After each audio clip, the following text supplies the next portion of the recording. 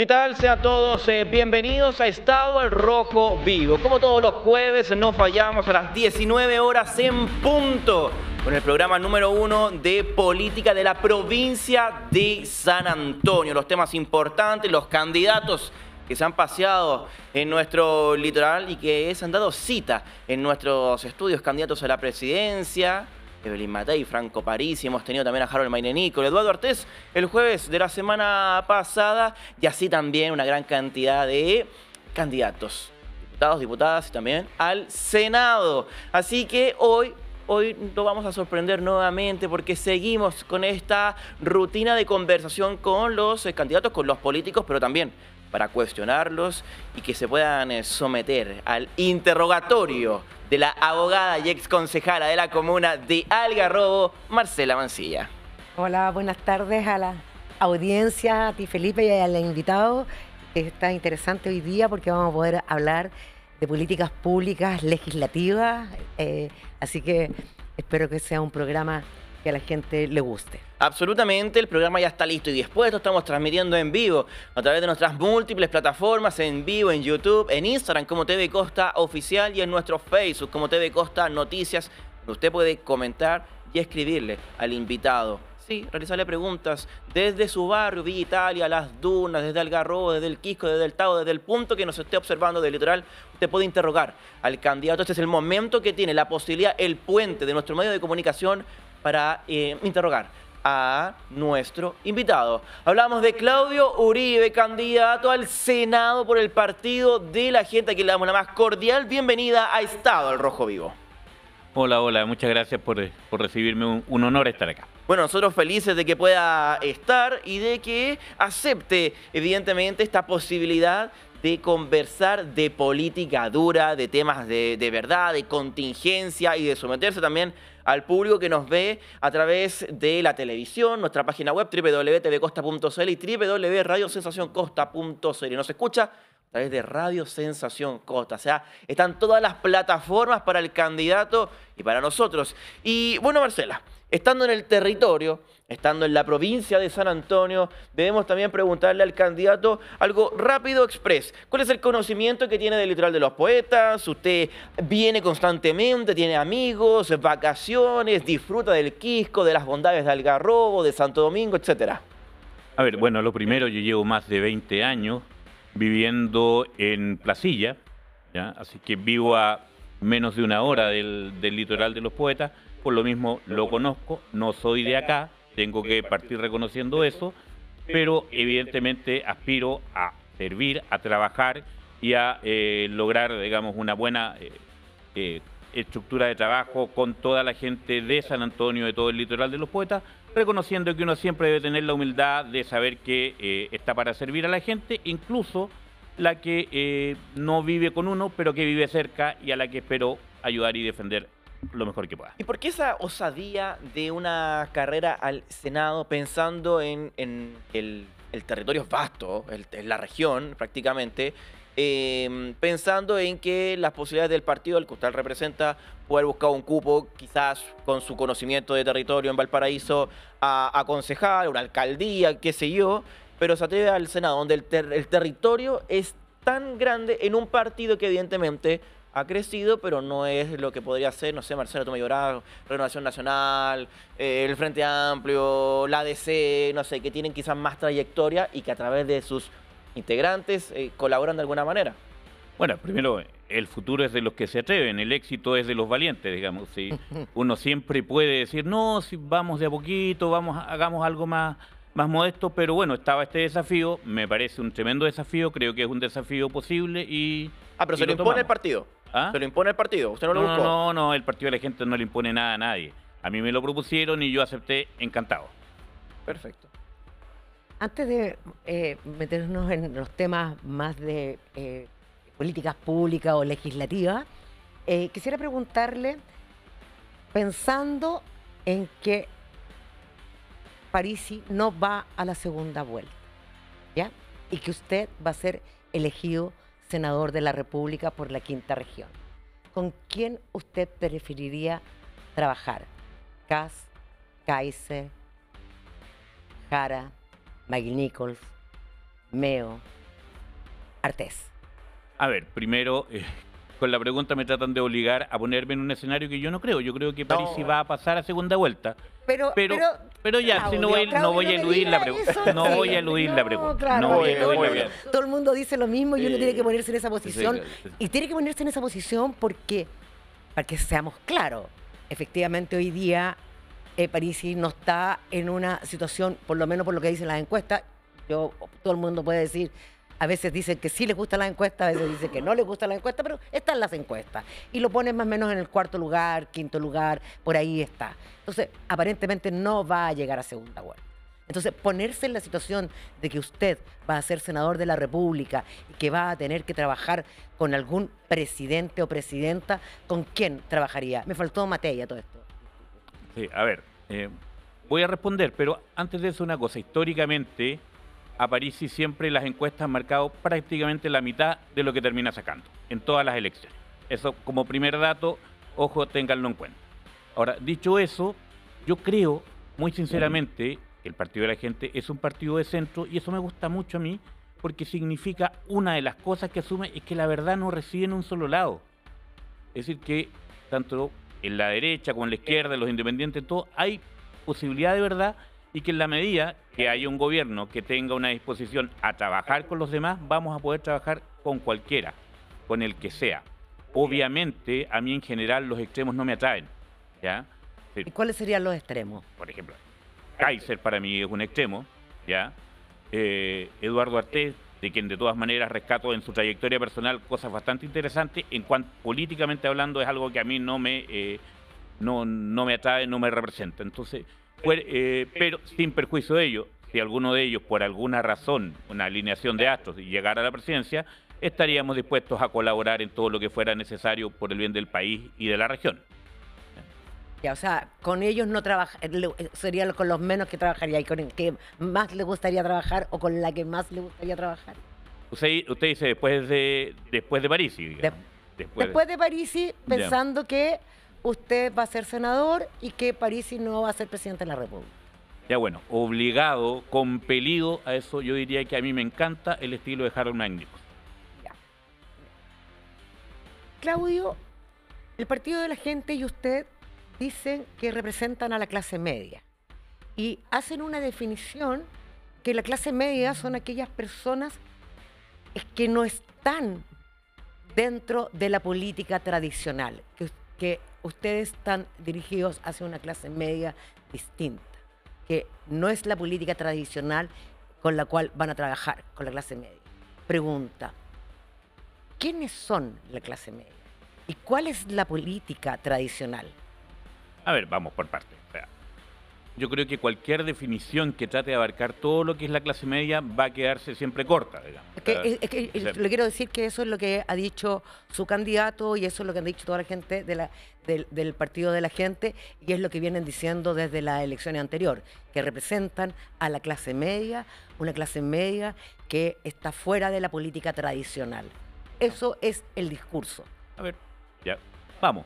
Por ejemplo, la clase media, para mí, pensando en la clase media que se aglutina, por ejemplo, en torno al Partido de la Gente, está llena de emprendedores, de pequeños empresarios, de gente que tiene pyme, de gente que se gana el pan día a día, que vive, que ha logrado cosas en la vida, pero que siempre está al límite, en términos de que, oye, si muere su emprendimiento, si le pasa algo, va a caer rápidamente en una situación económica mucho más débil. Yo diría que estamos hablando en general de, como digo, de mucho emprendedor, de mucho profesional de primera generación. Eso es, para mí, la clase media, o por lo menos la clase media que se aglutina en torno al Partido de la Gente.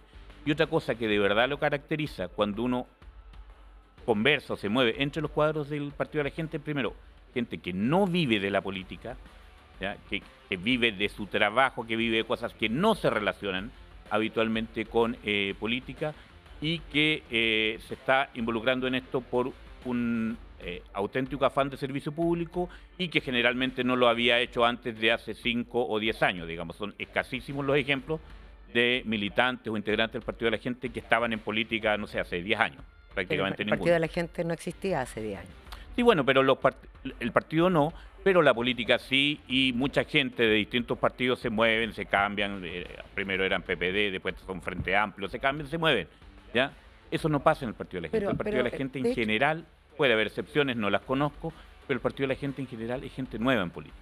Y tan nueva en política es que incluso la bancada del Partido de la Gente en la Cámara de Diputados disminuyó considerablemente porque sus militantes se fueron del Partido de la Gente. Entonces, la fuerza política del Partido de la Gente pareciera ser que el atributo que usted le da a aquellas personas que militan en el Partido de la Gente, el que no sean políticos, no es tan buen atributo finalmente.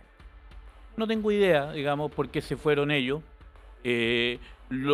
A mí lo que sí me parece es que el Partido de la Gente es un partido que tiene energía, que tiene gente nueva y que a mí se me hace un partido atractivo.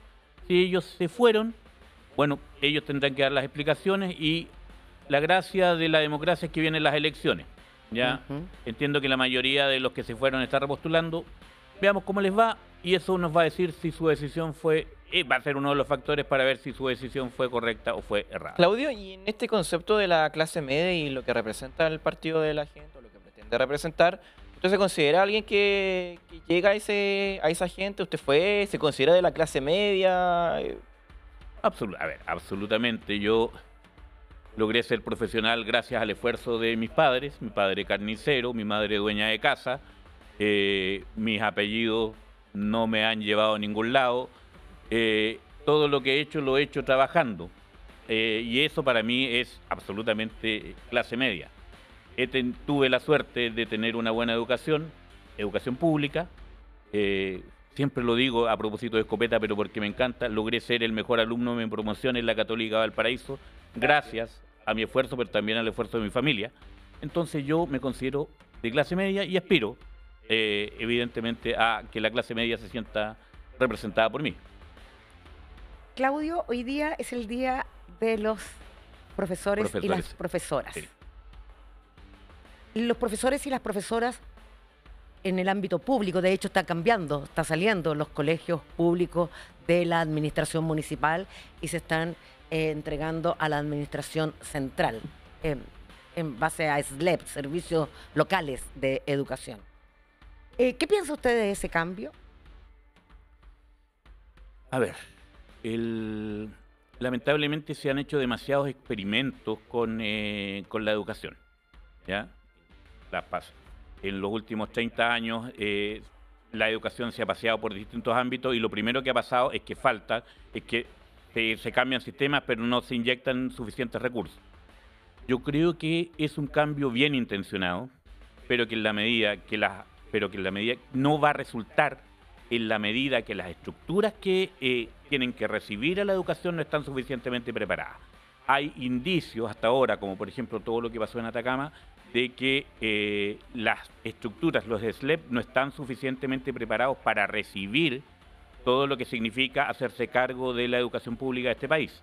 Así que yo ahí me iría con calma y creo que lo más importante es ver que el sistema no colapse. Si es necesario postergar, si es necesario modificar, se hará. Esa es por lo menos mi particular opinión, reconociendo que el tema es complejo, que el tema es difícil. Solo me quedo con ganas de hacer una cosa. Todos hablamos de educación, mucha gente rasga vestiduras a propósito de educación. Ayer, en el Congreso Nacional, se discutía una norma muy importante para los profesores de este país. La sesión fracasó porque más de 100 diputados, muchos de ellos hoy día mis competidores en la lucha al Senado, simplemente decidieron que tenían algo más importante que hacer. Entonces, cuando hablamos de educación... Es una vergüenza, ¿no? No, es una vergüenza total. Yo, quienes alguna vez tratamos de hacer harto lobby frente al Congreso, una de las cosas que más extrañábamos era ir al Congreso y no encontrar parlamentarios, digamos, y eso es una cuestión que hay que cambiar en este país. Y son tantos más encima. Son Sí, demasiados. pero uno no... perdón, interrumpo. Yo iba al Congreso como representante de los fiscales de Chile a tratar de hablar y no pillaba ninguno. Y son más de 150. Lo quiero poner ahí, en ese mundo, ¿ya? Porque usted, su campaña ha estado ligada al tema seguridad y delincuencia, ¿ya? Usted es un ex fiscal, es una persona que estuvo 18 años en el Ministerio Público, fue presidente de la Asociación de Fiscales de Chile y fue vocero de la Fiscalía Regional, de que lo investigué, de la Fiscalía Regional de Valparaíso. No, ahí investigó mal porque ese porque- último no. Bueno, eso sale ahí en la investigación, lo dice, ¿ah? Y se lo digo, lo dice la radio Vivo Vivo, ¿ya? Que usted fue vocero. No fue vocero entonces. No, jamás fui vocero y, claro, como representante de los fiscales, en el fondo un dirigente de la sindical. No, pero, ya. no, en el fondo como representante de los fiscales, lo que en el fondo era un cargo sindical, créame que jamás fui muy cercano a las autoridades del Ministerio Público, lamentablemente. Yo le quiero hacer una pregunta. Mire, yo le cuento. Le voy a contar. Yo soy abogada, fui concejala de la comuna de Algarrobo y estuve muy presente en el caso de José Luis Yáñez, un caso grave de corrupción que pasó en la comuna, donde el exalcalde José Luis Yáñez de la UDI sustrajo de la cuenta corriente del municipio 1.000 millones de pesos. O sea, yo entiendo perfectamente bien lo que significa la corrupción al interior de los municipios. De hecho, la corrupción se ha instalado en casi todos los municipios del país. Dicho eso, usted dejó de ser fiscal el año 2021. Sí. ¿Y en qué fecha del año 2021 usted dejó de ser fiscal? ¿Qué mes? En julio del En julio. 2020.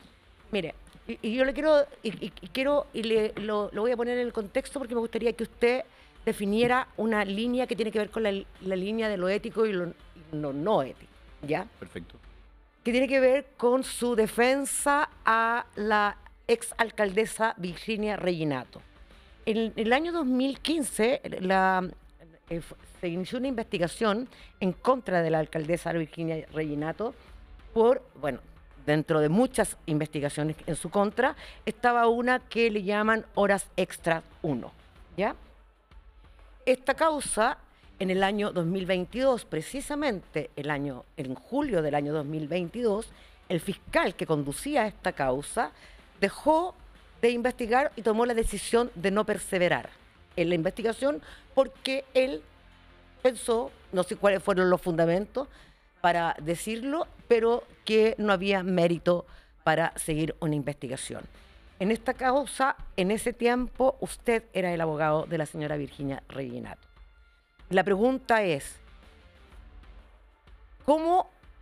Porque desde lejos no se ve bien. No se ve bien. Usted salió en julio del 2021 y la señora Virginia Reginato en esta causa de no perseverar fue en julio del 2022, un año después.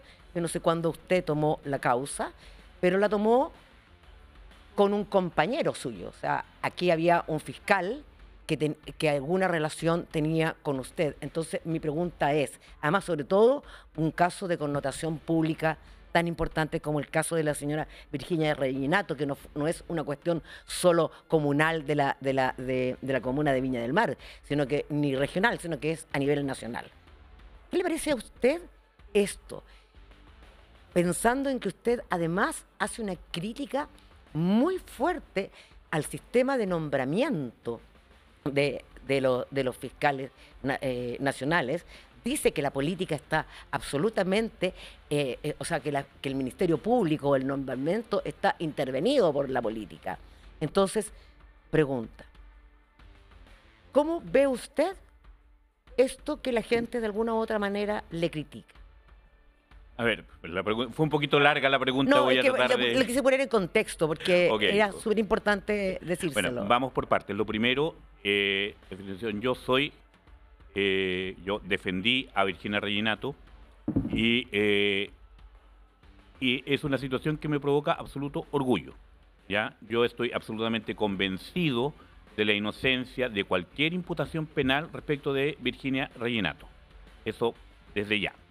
Eso en primer lugar. Ahí yo no tengo medias tintas, creo que no es un caso que nos vincule de alguna manera con la corrupción, porque Virginia Reginato no ha cometido ningún acto de corrupción y creo que siendo investigada hace ya 10 años, sin que jamás hayan podido siquiera pedirle una formalización, lo demuestra, al revés de lo que ha ocurrido con muchos políticos de distintos sectores, porque acá hay que tener una cuestión bien clara.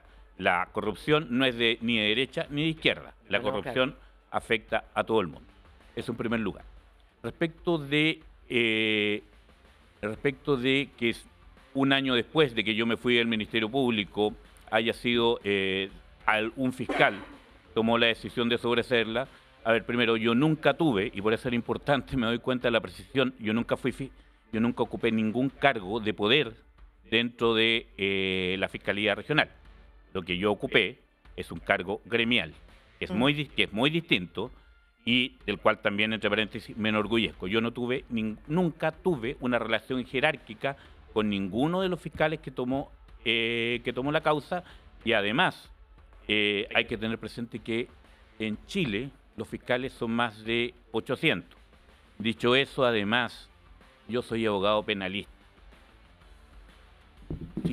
Si ya trabajo en el mundo privado, exactamente a qué quieren que me dedique, si cualquier causa penal se va a vincular con algún fiscal. O sea, no sé, pongo una tienda, pongo una peluquería, porque lo que yo sé hacer, mi mayor experiencia en la vida, es trabajar en el ámbito penal. Llevo 25 años trabajando en el ámbito penal. Cualquier causa penal que yo tome, me voy a relacionar con un fiscal. Pero usted viene del mundo público, y va en defensa, sale del mundo público, claro, que es el Ministerio Público, y se ingresa a la vida privada y empieza a defender a personas que están siendo investigadas por delitos de alguna u otra manera, para que lo entienda la gente, que tiene que ver con el tema público, con recursos públicos. Entonces, ahí, ¿no le parece a usted que hay o podría haber una especie de inhabilidad? O, dicho de otra forma, ¿usted legislaría, si usted es senador, sabiendo lo que implica ser un fiscal, usted legislaría para que los fiscales no tomaran causas una vez salido de la fiscalía y entraran al mundo privado, no tomaran causas de connotación política o con recursos públicos por un periodo determinado de tiempo? Se lo pregunto porque de verdad no se ve bien. Estamos a un año con la señora Reginato, y efectivamente en un año la señora, en esta causa en específico, hubo una decisión de no perseverar. A ver, y usted era de esa oficina, entonces... No, yo no era... Yo ni siquiera trabajaba en la misma fiscalía donde se lleva esa causa. Yo trabajaba a bastantes kilómetros de distancia. En primer lugar, con equipos distintos, y yo, más allá de ubicar de vista a los fiscales de la causa, creo que, a ver, no construyamos historias donde no las hay. Yo no tenía, ni tengo, y si alguien tiene algún antecedente, por favor que lo diga, ninguna relación con los fiscales que tomaron esas decisiones, como no sea las de conocerlos como se conocen todos los abogados litigantes en materia penal de este país. Eso es lo primero. Segundo, respecto de causas de connotación pública, inhabilidades para los fiscales ya tienen bastantes inhabilidades, ya al momento de salir. Por ejemplo, los fiscales no pueden intervenir en política 2 años después de que dejan el cargo. Cuestión que, por ejemplo, influye en que yo recién hace poco tiempo pude involucrarme en este tipo de temas, gustándome mucho y llamándome siempre la atención. Y por lo demás, creo que lo peor que podemos hacer es estigmatizar las causas. Periquito de los Palotes, Virginia Reginato, quien sea, todo el mundo tiene derecho a una defensa, sí, ¿ya? Tiene derecho a una defensa. Y salvo que usted me diga que hay acá un vínculo indebido, que no lo hay, entre su defensor y los fiscales, no veo ningún problema. Y ojo, si un fiscal estima que hay un vínculo con un abogado, el que debe inhabilitarse no es el abogado, el que debe inhabilitarse es el fiscal. Y acá ni lo ha habido, ni lo hay de ninguna manera. Entonces, claro, siempre podemos tratar de construir y armar algo, pero la verdad es que son palabras en el aire, porque no se amparan en nada concreto, siempre es que se ve mal, que la sospecha. Es que- Dígame es algo que- concreto, no, porque yo es no que he se hecho ve- nada. Se ve mal, y como se ve A lo mal... mejor usted lo ve mal, No, pues, pero, pero pero como no se ve tiene nada mal, malo. yo la pregunta es, como se ve mal,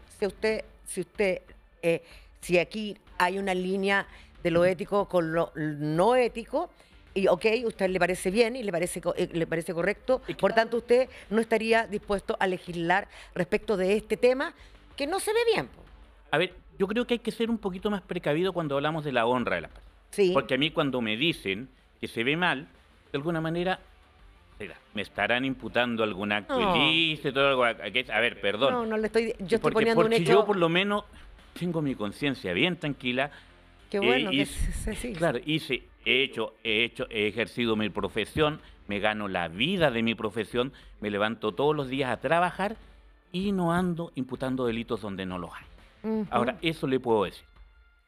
Muy bien, son las 19:28 minutos. Hemos hecho este repaso a la carrera, también a las intenciones del candidato para ser senador. Sí, partido de la gente de la región de Valparaíso. Pero toca este segundo bloque que tiene que ver con temas de la provincia de San Antonio, con el litoral de los poetas, donde cada uno de ustedes nos está observando a lo largo y ancho de la provincia, nuestras múltiples plataformas. Vamos a ir a un corte. Vamos a ir a un corte comercial, vamos a regresar con este segundo bloque cargado al hermoso litoral de los poetas.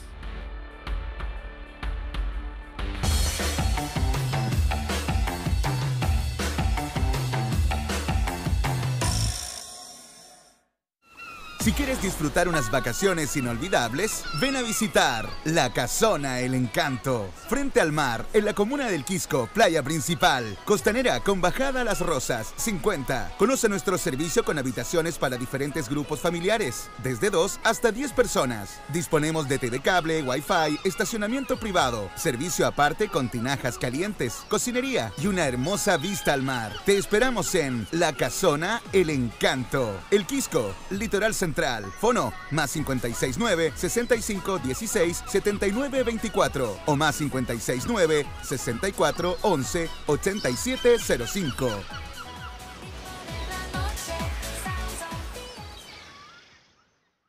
Cien años de historia han hecho de Puerto San Antonio el puerto más grande de Chile. Una historia de compromiso que hoy queremos escribir por otros 100 años más junto a Puerto Exterior, una obra estratégica para el país. Crecer hacia el futuro, con innovación, cariño por la ciudad y pasión por el desarrollo de Chile. Puerto Exterior San Antonio, necesario y sostenible. Vivimos en un mundo donde cada segundo cuenta, donde la velocidad no solo es importante, lo cambia todo. Hoy Chile da el salto más grande de su historia digital. Les presentamos Fibra 50 GB. Más rápida, más potencia, más confianza.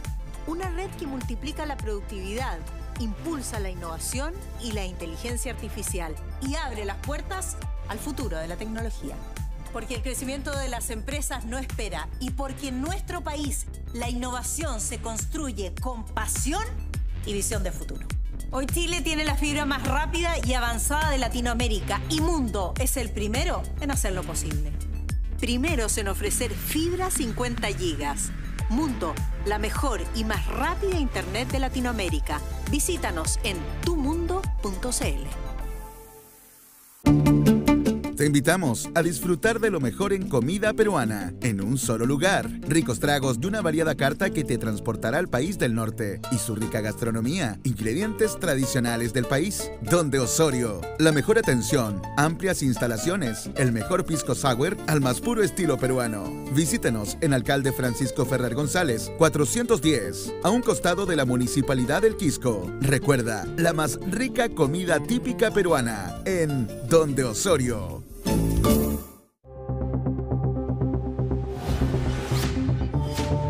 Conéctate y mantente al día con las informaciones de la provincia en Alerta Costa. De lunes a viernes de 13 a 14 horas. Por TV Costa Media.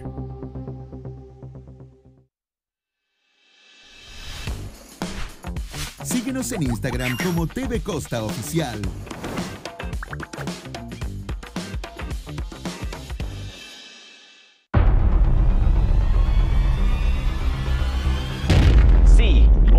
Bienvenidos. Estado al Rojo Vivo. Debate, política, contingencia en esta segunda temporada. Todos los jueves desde las 19 horas. Más rojo que nunca. Estado al Rojo Vivo. Todos los jueves desde las 19 horas. Por TV Costa Media.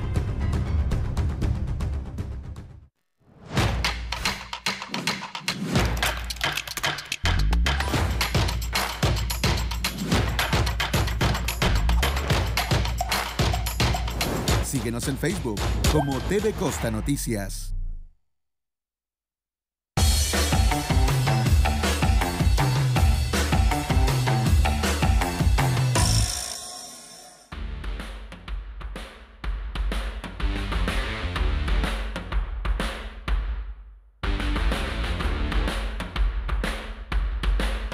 Muy bien, estamos de regreso en Estado al Rojo Vivo, agradeciendo que nos acompañen en este programa. Estamos en vivo y en directo para todo nuestro hermoso litoral de los poetas, desde la comuna de Santo Domingo hasta el norte de la provincia en Algarrobo. Y bueno, Claudio, vamos a hablar del territorio de la provincia de San Antonio. Usted ya nos comentaba que tiene conocimiento del lugar, de paseos, está a una hora, usted vive en Placilla, por lo que me comentaba. Por ende, conoce evidentemente las comunas que componen la provincia de San Antonio. Yo en la previa de la conversación me preguntaba, a ver, ¿quién mueve al candidato o si lo mueve algo en particular de nuestro territorio?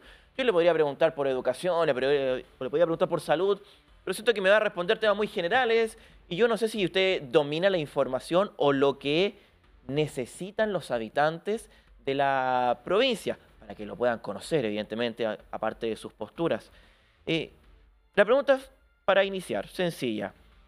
¿Cuáles usted cree que son las principales demandas de los sanantoninos? Y a San Antonio me refiero a la provincia de San Antonio. Ah, sí. Bueno, lo primero es que yo no sé por qué asumes que por preguntarme de salud o educación te voy a contestar generalidad. Eso, no, porque ya vamos ahí. Yo le voy a responder ya. Eso es simplemente... Ya le voy a responder, pero por bueno, favor.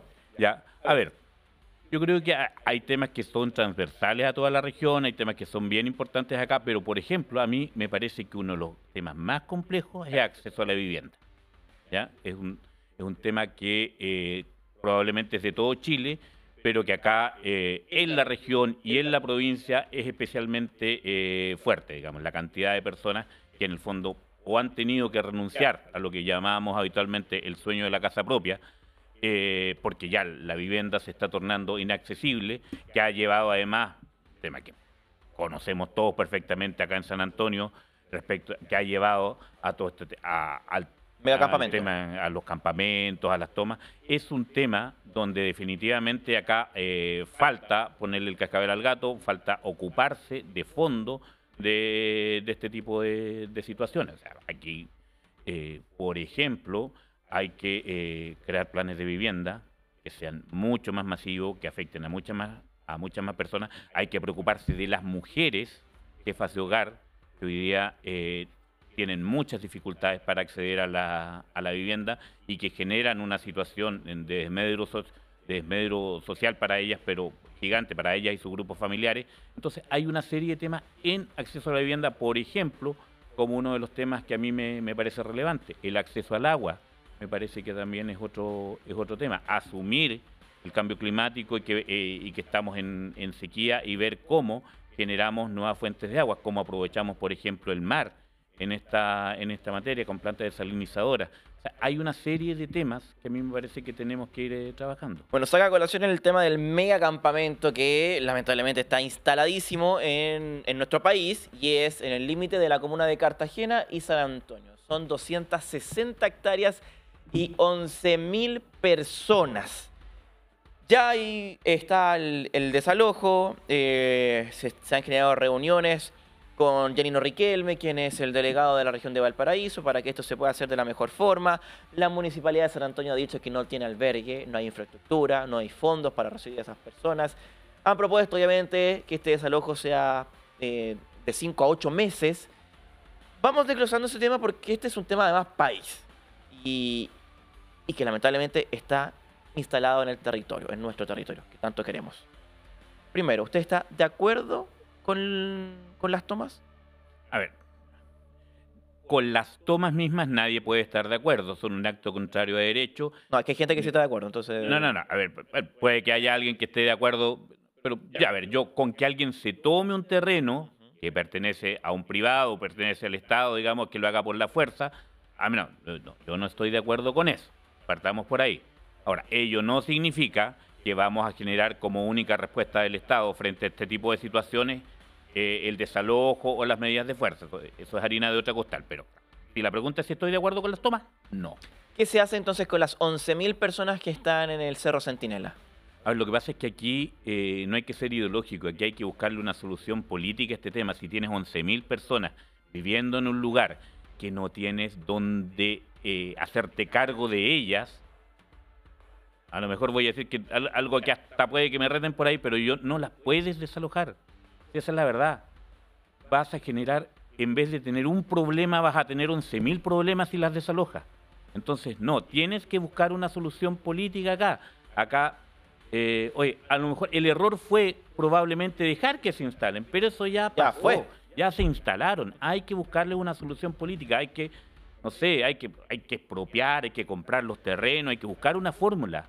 Pero el desalojo es un despropósito a estas alturas del partido. Y entonces, en ese escenario, ¿qué se le dice? Y nosotros lo vemos todos los días, con las agrupaciones, con los vecinos que llevan años postulando y que lamentablemente todavía no logran el sueño, el anhelo, porque es un anhelo de la gente, la casa propia, y que ve además estas reuniones del delegado, del ministerio, con los participantes del megacampamento, y que genera una impotencia lógica. Nosotros lo hemos entrevistado y es evidente que ven cómo las autoridades se congregan a estas reuniones, que se están apurando para entregar ciertas soluciones, parche o no, pero soluciones de fin, y ellos siguen viendo cómo la pelotita se va golpeando.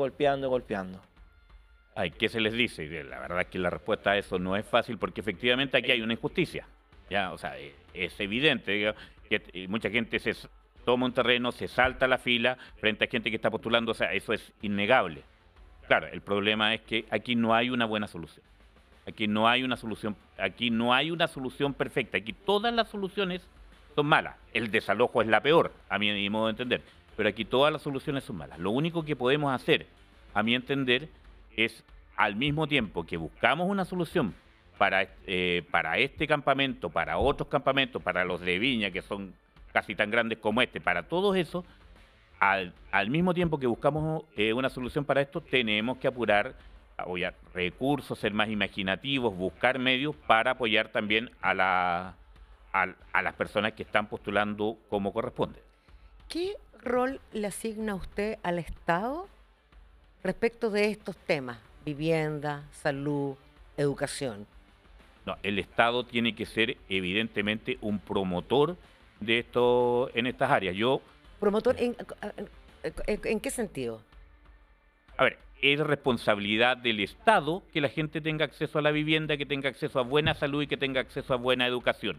Y el Estado debe jugar un rol. O sea, no puede desaparecer la educación pública, no puede desaparecer la salud pública. Tenemos que tener una educación pública potente, de calidad, y una salud pública también potente, de calidad. Debe existir un sector privado, pero un sector privado que, entre otros alicientes para competir, tenga una alternativa pública que sea potente. O sea, a mí me parece eso. Y desde ese punto de vista, ¿usted estaría dispuesto a legislar, si es senador, por una alza en los tributos? En los impuestos, que en definitiva es el tema, de dónde sacamos la plata, si el Estado tiene una participación relevante en estas materias sociales como es salud, como es educación, como es vivienda. ¿De dónde sacamos la plata? Sí, claro, sí. A ver, dos cosas. Los tributos, en teoría, en abstracto, sí. Si uno quiere estas cosas y estas cosas valen, hay que estar dispuesto a pagar por ello. Pero concreto, aterrizado en Chile, yo diría que antes de empezar a subir tributos, tenemos que empezar a gastar bien la plata que se tiene. ¿Ya? O sea, fundaciones, corrupción, veamos cuánta plata está perdiendo el Estado a través de una serie de factores antes de empezar a aumentar la carga tributaria. Es decir, por ejemplo, con todos los casos de fundaciones que hay a lo largo del país, cuando hay casos, no sé, pues 300 millones de pesos que se estaban gastando, el caso de Antofagasta, Democracia Viva, eran 300 millones de pesos que se estaban gastando a propósito, y ¿por qué los empezaron a fiscalizar? Porque se trataba de cursos de hermoseamiento de espacios urbanos, 300 millones de pesos. Entonces, por ahí partió y al final ni siquiera hacían eso. Entonces, se pierde tanta plata en corrupción, se pierde tanta plata en gente sin ninguna capacitación que gana unos sueldos estratosféricos. Bueno, no quiero suprimir los parlamentarios, pero se pierde plata en parlamentarios que no van a trabajar. O sea, hay que buscar la fórmula, primero, de que la plata se gaste bien, de que se evalúen bien los proyectos. Después de que eso se haga, hablemos de si se aumentan o no se aumentan los tributos. ¿Usted está de acuerdo o cree la posibilidad de esta disminución de los 6.000 millones de dólares para poder, en el fondo, alivianar al Estado y hacer buenas políticas públicas? Que aquí hay en un año nosotros podemos disminuir esa cantidad de gasto público y que eso solo está dado por funcionarios parásitos, como dicen por ahí. Parásitos. A ver, yo fui funcionario público muchos años, ya. Hay funcionarios públicos buenos y malos, pero este trato tan despectivo de parásito me parece una falta de respeto. Ahora, respecto del tema de los 6.000 millones, a ver, yo creo que se puede ahorrar mucho dinero, pero esto no he escuchado a ningún economista serio de todo el espectro político que explique cómo se va a hacer eso sin afectar programas sociales relevantes. O sea, a primera vista, no siendo economista, me parece que eso es un despropósito. Una pregunta, usted en el año 2022 dijo, a ver, primero, para poner contexto, usted ex fiscal, su expertise está en la seguridad, está en el orden público y en el conocimiento de las instituciones que persiguen, o sea, que tienen la persecución penal, en definitiva. ¿Ya? Usted en el año 2022 afirmó que el proceso de nombramiento de los fiscales nacionales lo denominaba como una lógica de cuchillos largos y de presiones políticas, la cual influyen en la toma de decisiones dentro del Ministerio Público. Es bien impactante porque viene de una persona que conoce el Ministerio Público, lo debe conocer bien, de hecho fue el presidente de la Asociación de Fiscales y lleva 18 años, tuvo 18 años ahí, y yo me imagino que conoce la dinámica del Ministerio Público. Y dado lo último que ha ocurrido en nuestro país, el tema de las filtraciones y demás, que usted también lo conoce, ¿cómo cambiamos este problema que es tan grave? Porque es un vejamen finalmente. O sea, aquí hay un ex fiscal que está diciendo que el nombramiento de los fiscales nacionales está dentro de una lógica de cuchillos largos y de presiones políticas que influyen en la toma de decisiones en el Ministerio Público. Eso, desde mi perspectiva, es bastante grave. Y lo sigo sosteniendo. Creo que hay que sacar la política del nombramiento del fiscal nacional. Es decir, no puede ser que intervenga el presidente de la República, el Parlamento, los tres poderes del Estado. La Corte Suprema es la que menos me preocupa, pero tampoco está bien.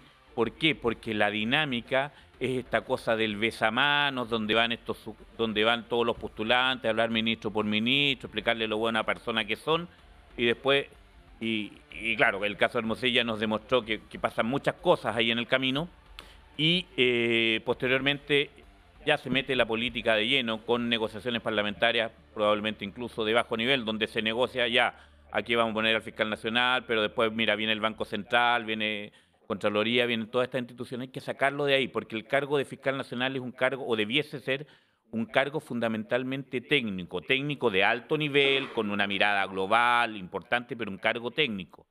A mi entender, a mí me gustaría, por ejemplo, que eso estuviese en alta dirección pública, pero en una alta dirección pública que trabajara como corresponde, porque hoy día tenemos una fachada de alta dirección pública que también se termina contaminando por la política. O sea, aquí en general a mí los altos cargos me gustaría que se llenaran con una mirada mucho más profesional, mucho más enfocada en los fines de las instituciones, con un sistema de alta dirección pública que en realidad funcionara.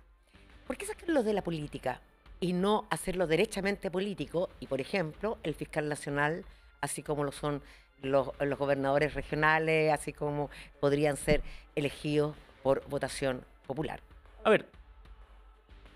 Y así sea derechamente algo político y no escondido. Tengo que ser bien sincero. A mí me parecería una alternativa menos mala de la que tenemos ahora. Me gustaría más una mirada absolutamente técnica, pero creo que sí, sincerar las cosas también serviría para que por lo menos el cargo de fiscal nacional le responda directamente a la ciudadanía y tome compromisos, porque cuando uno está en política tiene que tomar compromisos, pero tome compromisos con la gente, con las personas. Ahora, sigo pensando que es un cargo técnico que debe regirse por razones, por miradas más técnicas que de política contingente, pero en todo caso me gustaría más un sistema de elección popular a lo que tenemos hoy día. Regresemos un poco al litoral de los poetas, al puerto de San Antonio, porque vamos a hablar de puerto, y este megaproyecto que es Puerto Exterior, uno de los proyectos más ambiciosos, si no el más ambicioso de nuestro país y del Cono Sur. Lo estamos viendo en imágenes, un puerto que va y que pretende crecer de manera importante, 1,5 km hacia el horizonte, y lo está viendo usted en imágenes, estimado candidato. Primero, ¿usted ve con buenos ojos Puerto Exterior en la provincia de San Antonio? Siendo bien sincero, no conozco el detalle del proyecto, he escuchado del tema, digamos, en términos bastante generales. A mí todo lo que traiga trabajo, ¿ya? Todo lo que genere movimiento, actividad económica, en principio me parece bien. Creo que obviamente todo hay que hacerlo responsablemente, habrá que hacer, me imagino, estudios de impacto ambiental y todo lo que corresponda, pero a mí todo lo que traiga trabajo, en general va a tener mi apoyo. Bueno, porque lo pregunto precisamente por aquello. Hay un gran sector, en realidad, que está en contra de este proyecto por temas de ambiente, pero también de impacto, desde trabajos de carretera, de pasos de camiones, por calles de un litoral, el litoral de los poetas, ¿verdad? Bueno, la semana antepasada estuvo Harold Menenicol y él, por ejemplo, para que usted tenga un ejemplo, solamente mencionaba que estaba de acuerdo siempre y cuando se cumpla con los requisitos. Gabriel Boric, que era el candidato en su momento, que estaba de manera muy categórico, sí, apoyando los temas de medio ambiente, le dio la espalda a la gente acá en San Antonio respecto al puerto exterior. ¿Cuál es la posición del partido, si es que hay alguna posición, respecto a los temas medioambientales y por qué cito el puerto? Porque este debe ser el proyecto más grande que existe en nuestro país y que, a mi criterio, todavía no se desarrolla de manera fuerte, con impacto de verdad en nuestro territorio. A ver, yo diría que en general el Partido de la Gente, como ya dijimos, es un partido de emprendedores, un partido de gente de trabajo. Yo diría que en general nuestras posturas van más bien hacia a privilegiar todo lo que sea crecimiento y empleo. Lo que no significa por ningún motivo entender que olvidarse de temas medioambientales, pero creemos que debe haber un equilibrio y tiene que haber una mirada que, claro, que piense a futuro, pero también que piense a presente. Ahí tiene que haber una combinación que no siempre es fácil, ¿ah? Yo estoy de acuerdo que no siempre es fácil de compatibilizar.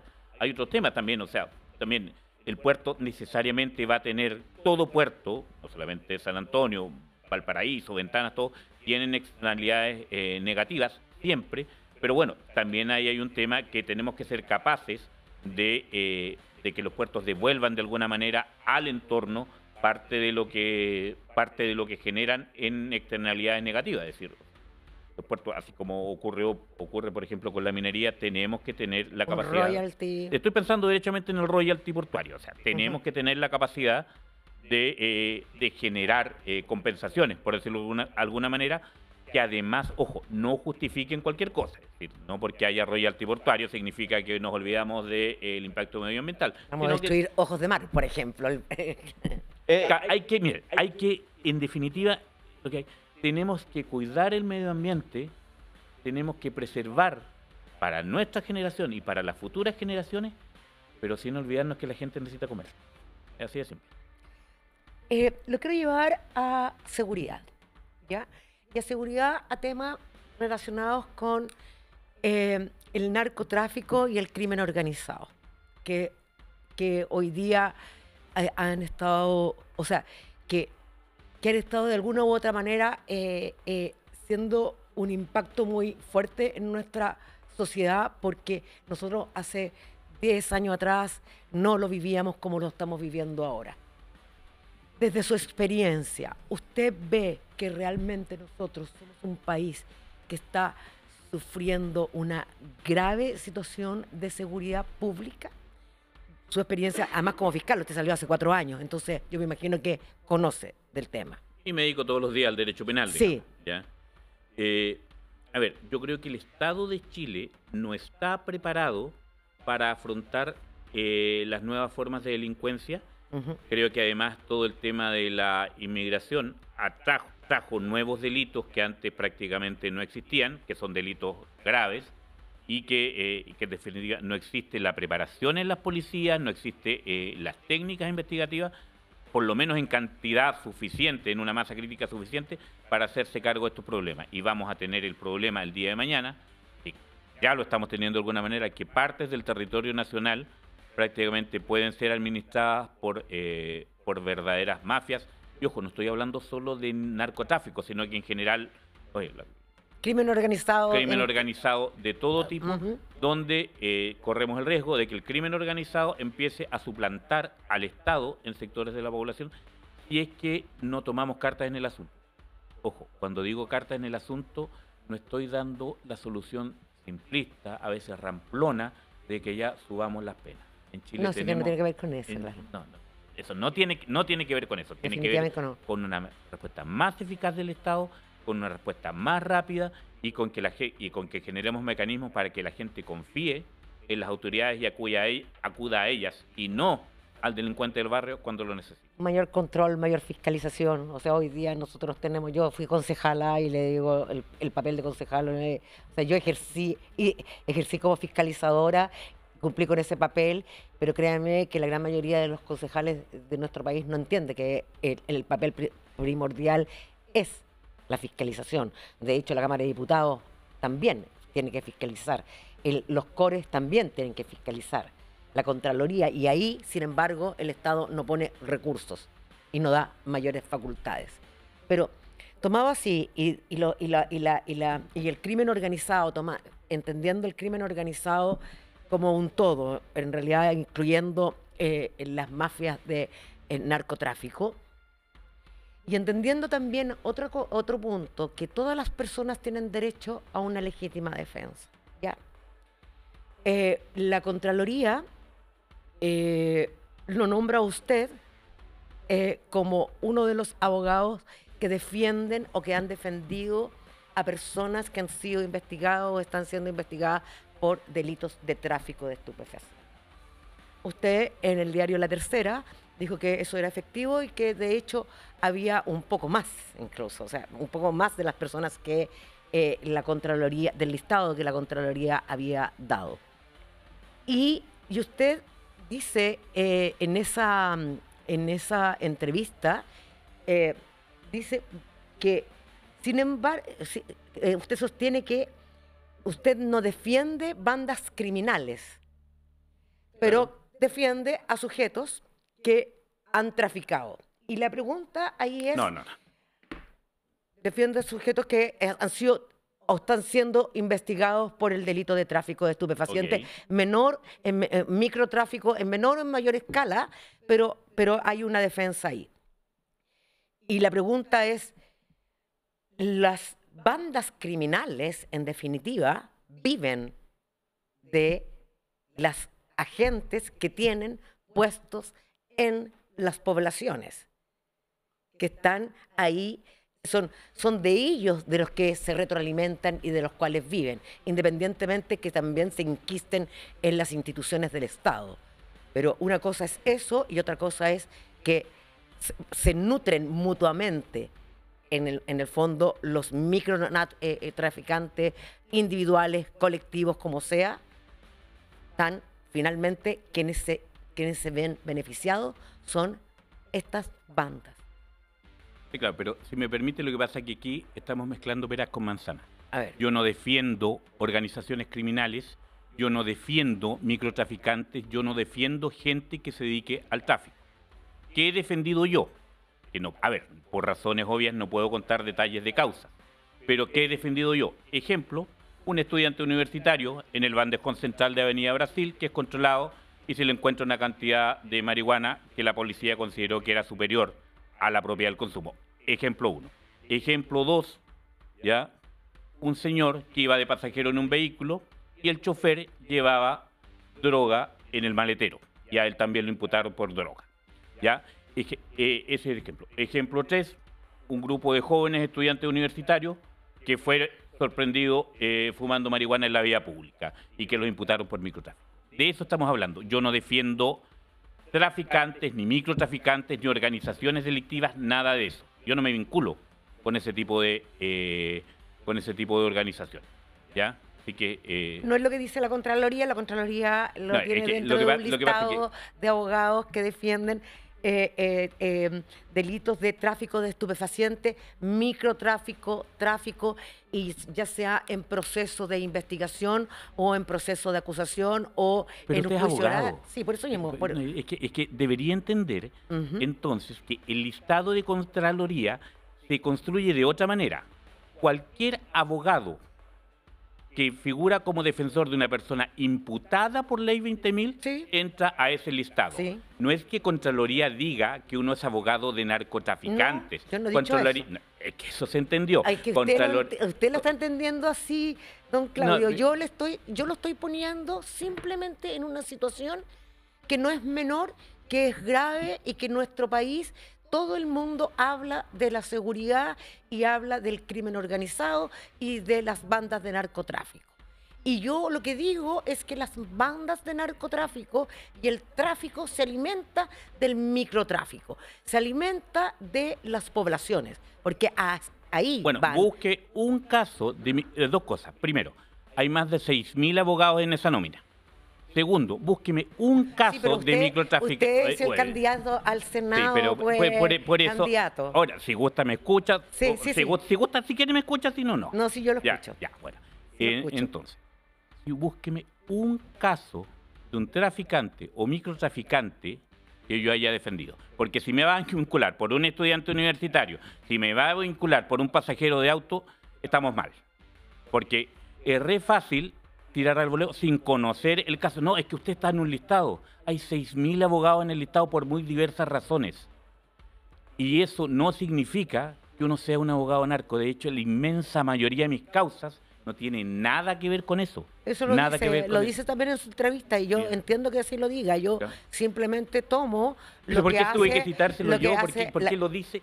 Porque ¿Sabe por qué hablamos se un lo buen hago? rato y Se lo recién hago- ahora se acuerda que yo dije eso. Se lo hago ver, Ya. porque usted tiene un interés en la seguridad pública Claro. y en las instituciones que de alguna u otra manera, o sea, no que de alguna u otra manera, las instituciones encargadas de la persecución penal. Y una de las instituciones encargadas de la persecución penal es el Ministerio Público, son las policías. Y usted estuvo adentro de Sí, eso. claro.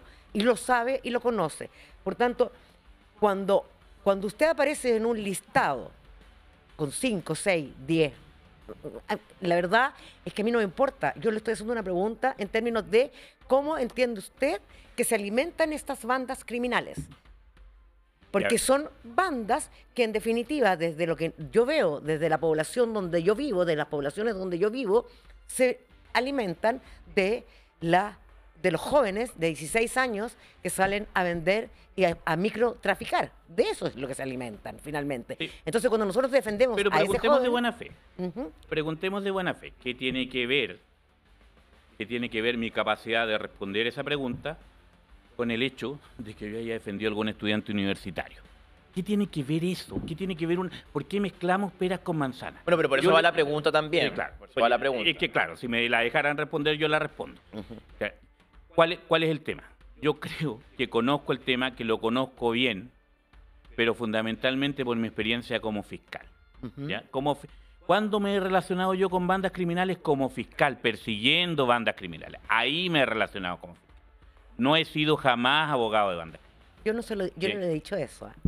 Bueno, pero usted me acaba de decir que Contraloría sí, y Contraloría tampoco dice eso. No, Contraloría dice que usted ha estado vinculado a defensa de personas que han traficado según la ley 20.000. Eso es lo que dice la Contraloría. Imputadas de tráfico. Sí, imputadas. Porque, entre paréntesis, le he mencionado casos que son de absoluciones, por lo menos uno de los que le mencioné es una absolución. Igual uno figura en el Estado en que absuelva. ¿Sabía eso, colega?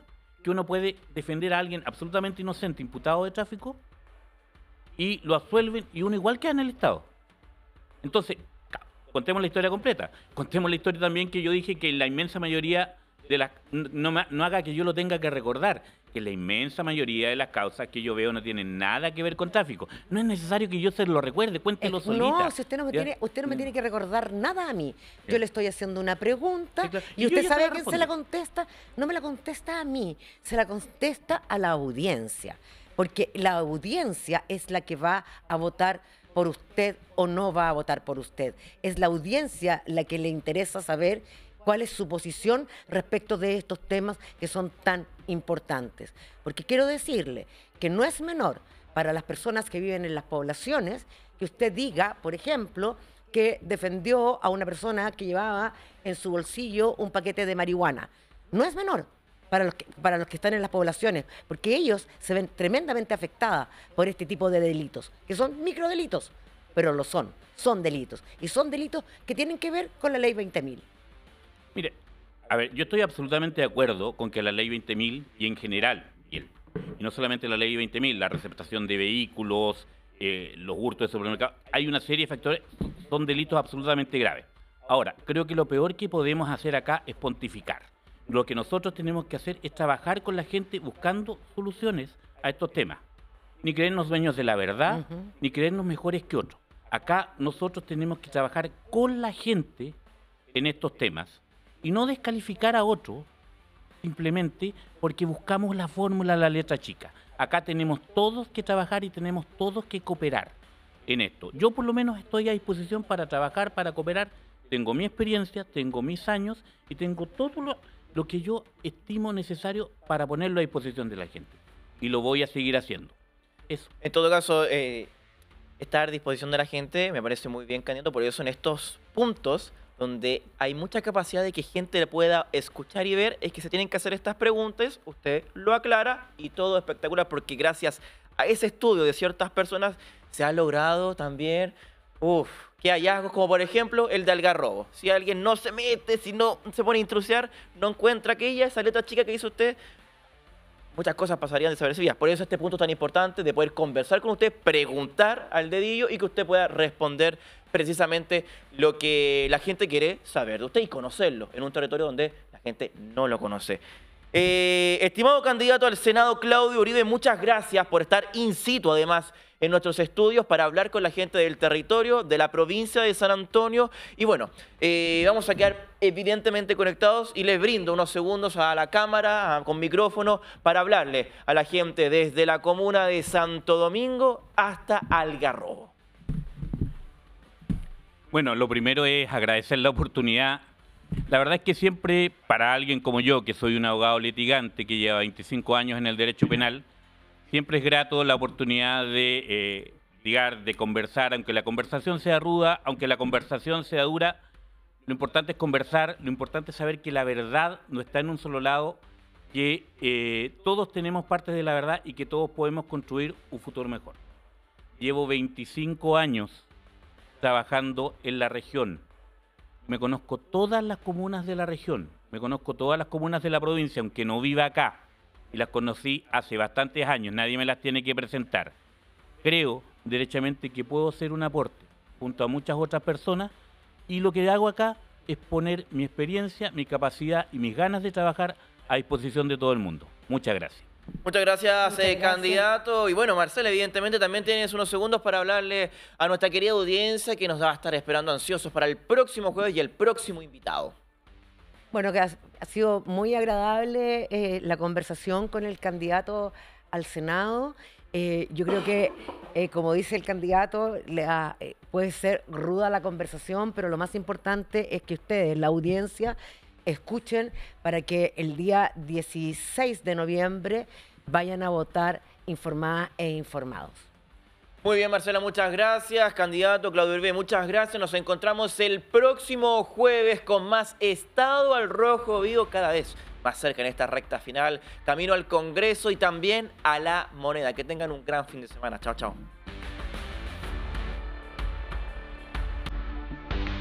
Bien.